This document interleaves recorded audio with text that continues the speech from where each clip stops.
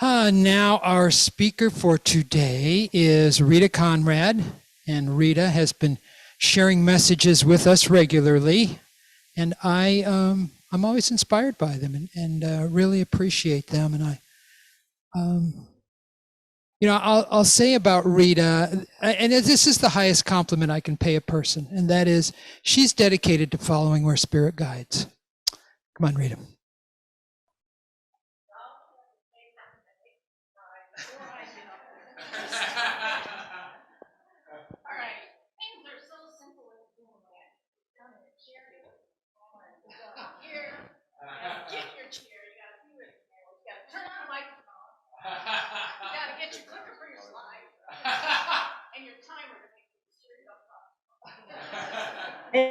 Hey guys, is Rita's microphone up?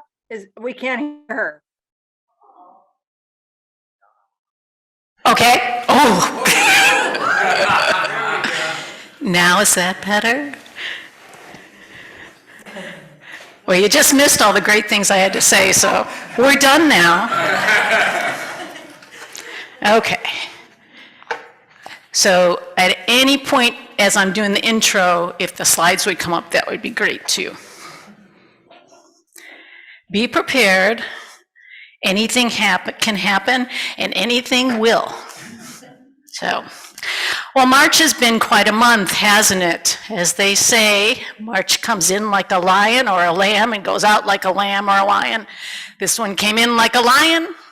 I'm pretty sure it's going to end like a lion too. We seem to be flying on a plane that can't seem to get out of the turbulence.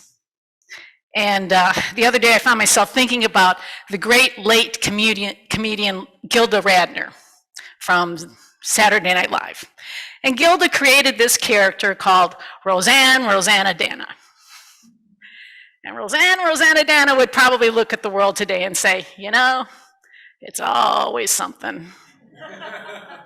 Just when you think it might get calm, it might be peaceful, nah, that's not what we're meant to do, I guess.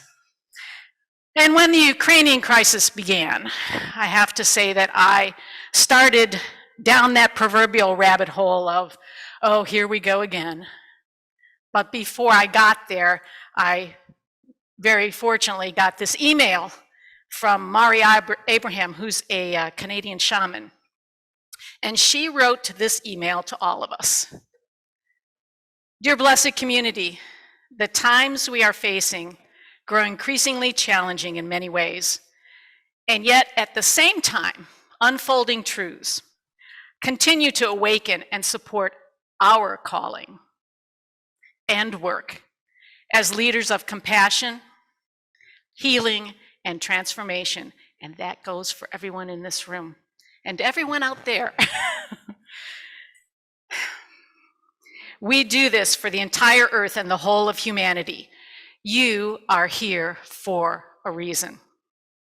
I highly recommend that you abandon all thoughts and actions based in fear.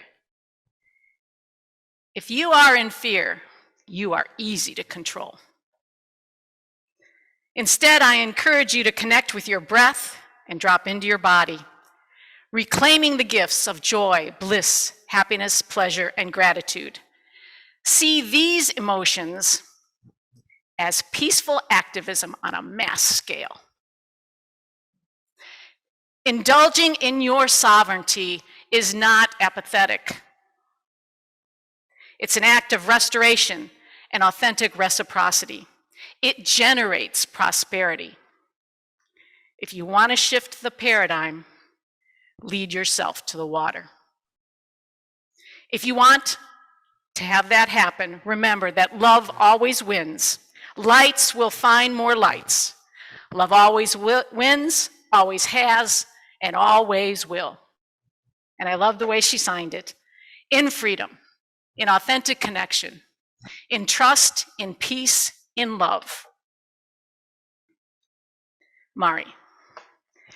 We all know that when things are happening over there or out there, wherever that is, that those same things are being mirrored in here and in here.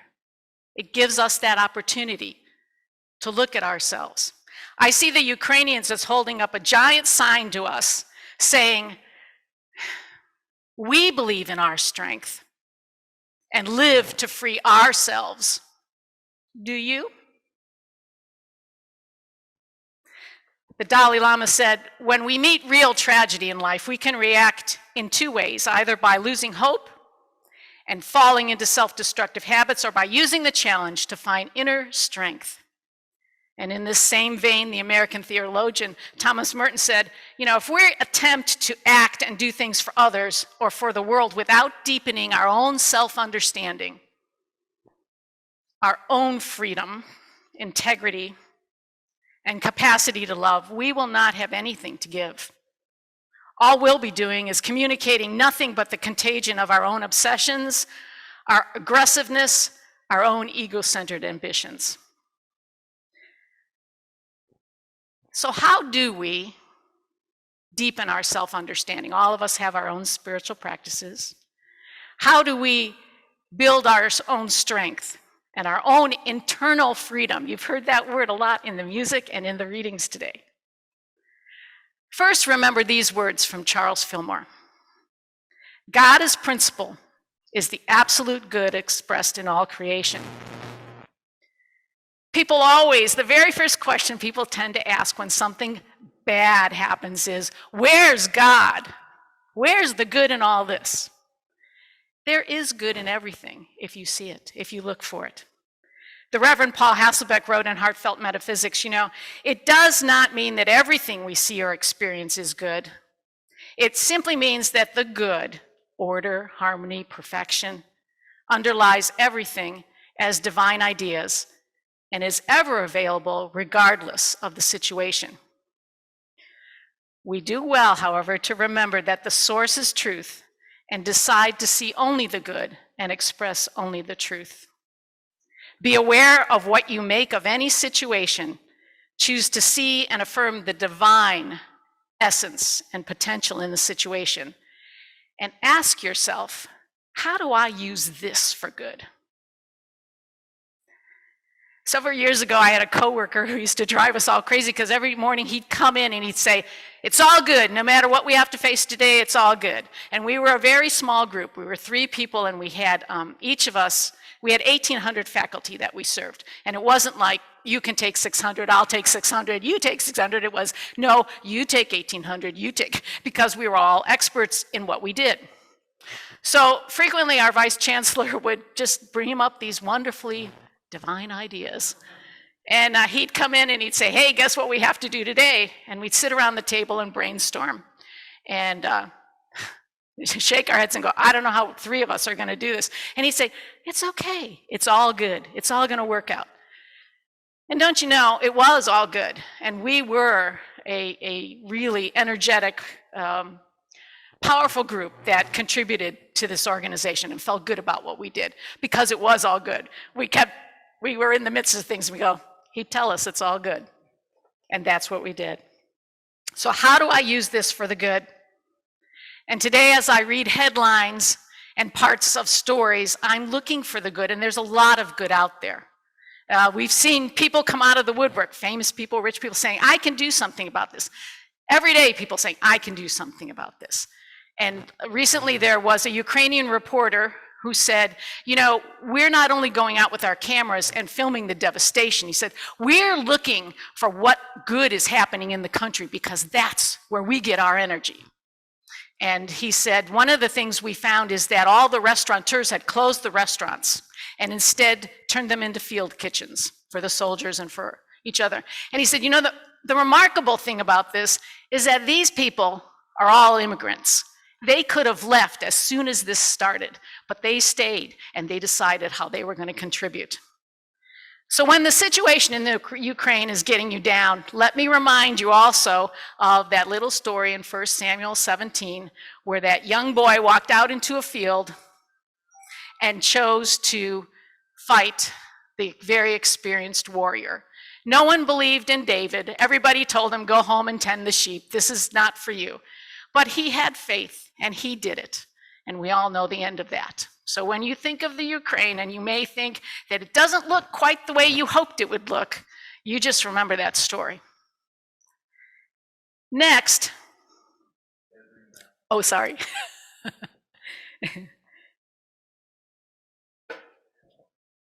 I should have given you the script. It would have helped. Okay, next is to free yourself. Oops. Oh, there we go. Okay. And I'm glad that we've already talked about the book group, because those of you in the book group will find that this is close to the title of the third section of that book. That's my most favorite section of The Untethered Soul that they're reading in the book group by Michael Singer. And my favorite passage is in chapter 10, when Michael Singer wrote that if you want to stop smoking, it's very simple. The operative word is stop. So stop putting the cigarettes in your mouth and you'll stop smoking. So actually, I don't smoke, but every time I think now of something that is bringing me down, I go, stop putting the cigarette in your mouth. If you want to stop all this madness around us, don't let thoughts of worry or preoccupation of defeat take hold. Let them just float right on through. Relax and release. Do not doubt there is anything but absolute good. Stop wasting your energy thinking about what's already happened, trying to change that, thinking about what other people are thinking about. We preoccupy ourselves with so much. Think about what is only. We know this, but we need to remind ourselves doubly in these times. Think of what is only in this moment. And as Brian said a couple weeks ago, part of freeing yourself is to stop fighting yourself.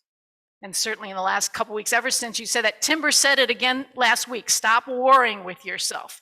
All those things, this is what this situation in Ukraine gives us the opportunity to do, to think about those things we have not yet resolved in ourselves. It's been surprising to me the things that have come up that I thought were long dead in my life that have now surfaced yet again, and I have the opportunity to once and for all free myself from them. Oh, sorry, Chris, could you leave the slides up? Just for, yeah. Oh, well, they will. In about 10 slides, they will. Okay, so do what is yours to do. A friend was expressing frustration last week, saying, I got this email from another friend who informed me that yet another large chunk of ice has dropped into the ocean and global warming is getting worse. She said, what am I supposed to do about this? She says, I'm already taking shorter showers. I already, don't drive as much. I'm not going places. She says, I don't eat red meat. She goes, what else am I supposed to do? And I said, well, sounds to me like you're taking care of the planet just fine. Just, relax. You're good. Don't worry about it. So, none of us can single-handedly take care of the long list, this long to-do list that seems to be getting longer every single day of what's happening around us. None of us can single-handedly do that. So we do what is ours to do. We pray, we meditate, we manage our lives, not the whole world. As Mother Teresa said, don't wait for the leaders. Do it alone, person to person. Be faithful in small things because it is in them that your strength lies. We lead from where we are, from where we stand. And I know for some of us that may seem so small, so inadequate. But if you do what is yours to do, if you think about it and do it, then you can be at peace. You've done everything that is yours. But if anyone out there happens to have a magic wand that they could wave and get rid of all this, I'd be very happy about that as well. The last idea for your consideration is to take a few moments, multiple times a day, and center. We're all used to centering at the beginning and setting the tone for our day. But the situation and where we're in right now requires multiple times throughout a day to check in and say, am I operating from my center right now? With all these exterior things bombarding us, centering throughout the day as opposed to just once or twice is vital. It may be meditating, it may be walking on the beach, it may be singing, or it may be a catchphrase as Timber was talking about last week. Whatever helps you to live in consistent, constant clarity and peace. And really constant clarity and peace. Having multiple ways to center is always a good idea. So today I'd like to share with you one more tool for your centering toolkit. And there are at least two people here who are going to laugh when I say this. The labyrinth. Labyrinths have been my obsession lately. Everywhere I go, it's like, do you have a labyrinth in this town? So a labyrinth is a spiral walking path. There's one way in and the one way out. It's not a maze, because a maze is meant to confuse you, and a labyrinth is sent to bring you to your center. And I wanted to share this particular tool because Lauren Artris, an Episcopalian priest and one of the pioneers of the labyrinth revival, called it a watering hole for the spirit. So where better to lead yourself to the water? Because it can be a place to answer life's troubling questions. In this moment, I know we can't go to the labyrinth, but you know me and my field trips. I'm going to bring the labyrinth to you. And because, let's see. So, I was going to have an assistant this morning, but now I have volunteered assistants.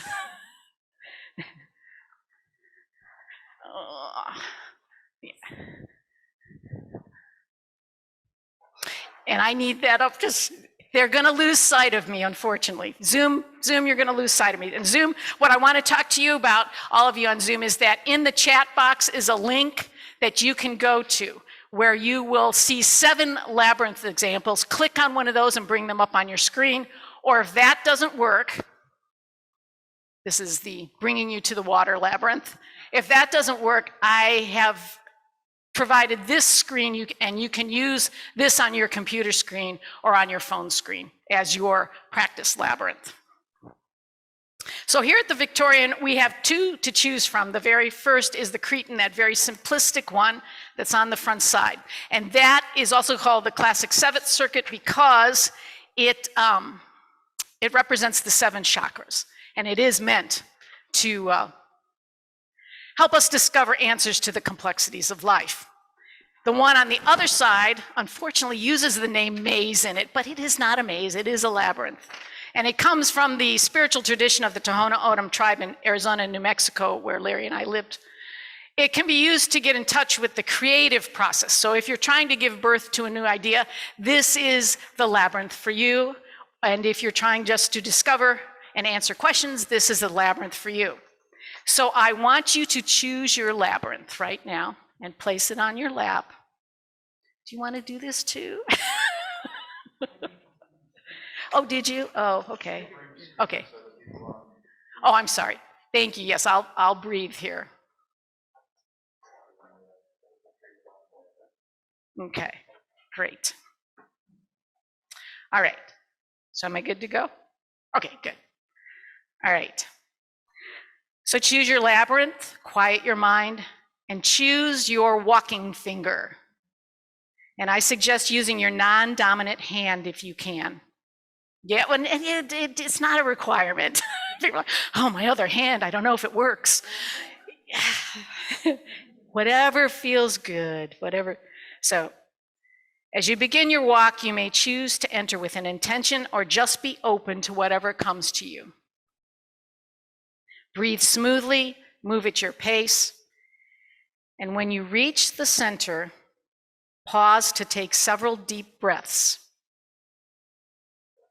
before you walk your way back.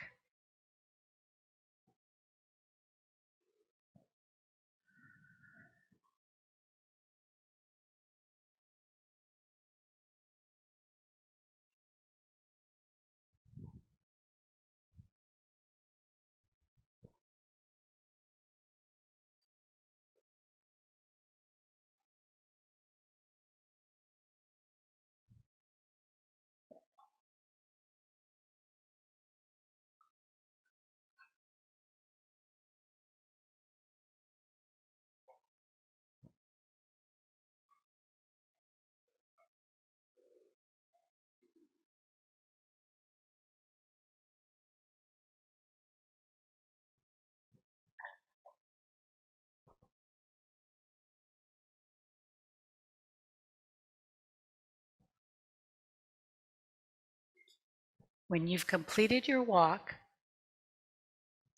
place the center of the palm of your hand over the center of the labyrinth and close your eyes.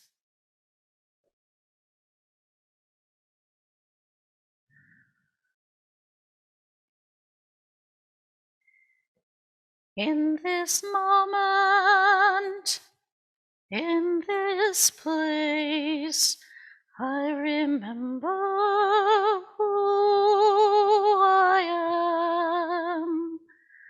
I let fear and worry fall away from me, and I open my heart to see.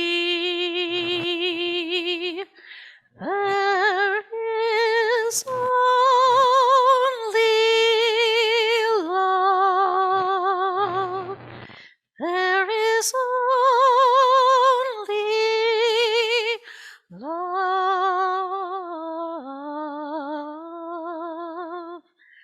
Love that heals. Love that sets us free. There is only love.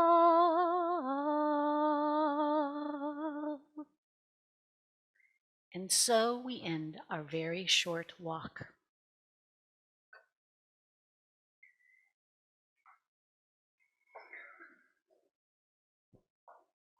Eric Butterworth, in his intro to In the Flow of Life, said, "People are not in the world to set it right, but to see it right."